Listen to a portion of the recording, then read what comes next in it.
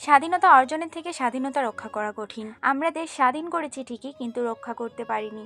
স্বাধীনতার 1 ঘন্টা পরে যেভাবে দেশ লুটপাট শুরু হয়েছে, রণক্ষেত্রতে পরিণত হয়েছে, রাষ্ট্রীয় সম্পত্তি নষ্ট হচ্ছে, এটাই কি স্বাধীনতা? প্রশ্ন রেখে গেলাম। আপনারা কি জানেন একটি দেশের সরকার পদত্যাগ করার মানে সেটা ইন্টারন্যাশনাল নিউজ হয়ে যায়, আর বিশ্বের মানুষ বাংলাদেশকে একটা সার্কাস বলছে, একটা সিনেমা বলছে।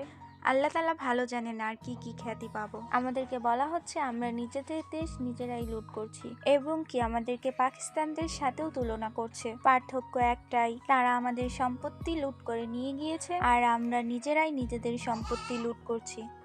আপনারা হয়তো ভুলে যাচ্ছেন এখনকার মজা কিছুদিন পর সাজা হয়ে দাঁড়াবে, কারণ রাষ্ট্রীয় সম্পত্তি নষ্ট করার ফলে কিছুদিন পর জিনিসপত্রের দাম গলাকাটা হবে, কারণ বাংলাদেশ সিন্ডিকেটের দেশ। এসবের উপর ট্যাক্স নিয়ে রাষ্ট্রের জিনিস আবার নির্মাণ হবে, কিন্তু ভুগবে গরিব মানুষ। তাই আপনাদের কাছে অনুরোধ, রাষ্ট্রীয় সম্পত্তি লুটপাট করবেন না, এতে আপনার আমারই ক্ষতি। আর ছাত্রছাত্রী ভাই বোনদের প্রতি আমি অনুরোধ করব, আপনারা যেভাবে দেশ স্বাধীন করেছেন সেভাবে রাষ্ট্রীয় সম্পত্তি রক্ষা করুন।